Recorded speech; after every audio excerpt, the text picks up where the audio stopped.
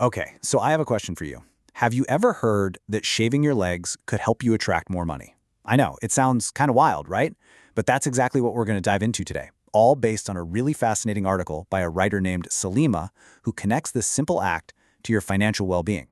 And there it is, straight up, the advice Salima's mentor gave her. It's a real head-scratcher. I mean, a deep house cleaning, okay, I can kind of see the connection to getting your life in order, but shave your legs? It's the kind of thing that makes you go, wait, what? This is definitely not the advice you're getting from your financial planner, that's for sure. So you might be thinking, is this for real? An actual path to wealth? And yeah, it sounds totally bizarre, but stick with me here, because the logic behind it has way less to do with the actual razor and more to do with energy and intention. So let's unpack the why behind this whole thing. Okay, so this brings us to the core concept, what the author calls the energy of abundance. This idea is really the foundation for understanding how all of these pieces are supposed to fit together.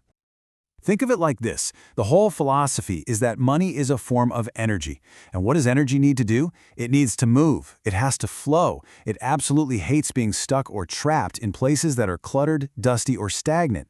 The idea is, if your own life and your own space feel stuck, well, the flow of money can get stuck right along with it.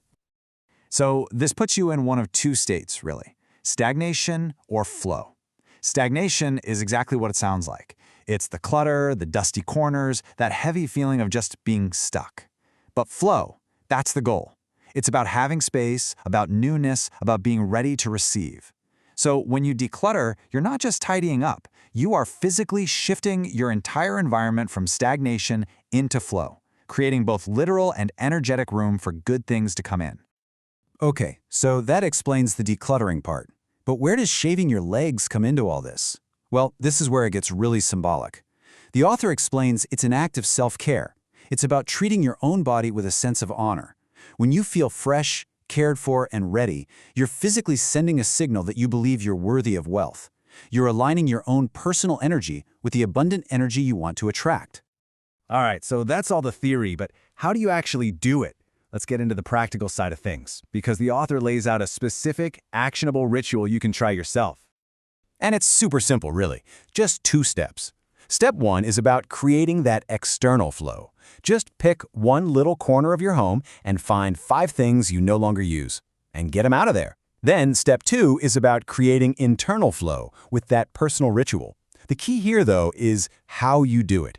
This isn't about just another chore to rush through. It's meant to be slow, mindful, a special act, not a task. And to really amplify that power of intention, there's a mantra you can use. As you're going through the ritual, you just repeat to yourself, "As I release, I welcome abundance." It's a really direct way to connect the physical act of letting go to the mental state of inviting something new and better into your life. So the big question, does this stuff actually work? Well, the author shares her own experience, which I think is pretty great. She admits that the first time she did it, she felt kind of ridiculous, even laughed at herself the whole time. But then, money started to show up, unexpectedly, and that's when it clicked for her. It wasn't about the soap or the razor. It was about her shifting her own energy into a state of abundance. But just doing the ritual once is only the beginning. To really make this whole thing stick and create a lasting change, the next phase is all about going a little deeper through reflection. The first step is to think bigger about what clutter even means. You cleaned out that one physical corner, which is a fantastic start. But now it's time to think about the internal clutter. What emotional baggage, what limiting beliefs are you ready to let go of right alongside those old books or clothes?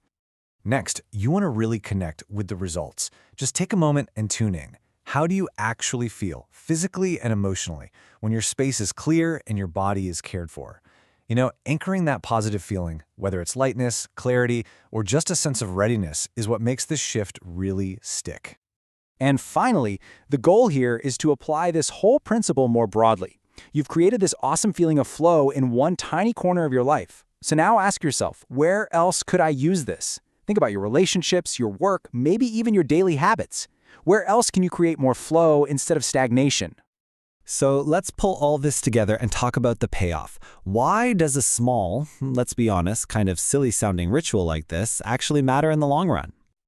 When you boil it all down, the core idea is pretty simple. Decluttering creates the physical space to receive. Self-care rituals signal that you feel worthy of receiving. And honestly, the specific action isn't nearly as important as the intention behind it. The idea is to just start with one small shift and then pay attention. You might be really surprised by what starts to flow into your life. And that's really the heart of this whole message. We so often think we need to make these massive, dramatic, life-altering changes to see different results. But this philosophy suggests that sometimes the most profound shifts begin with something incredibly small, simple, and personal.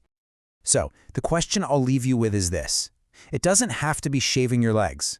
Maybe it's clearing out one messy drawer or just making your bed with more intention. What one tiny shift could you make today to welcome a little more flow into your life?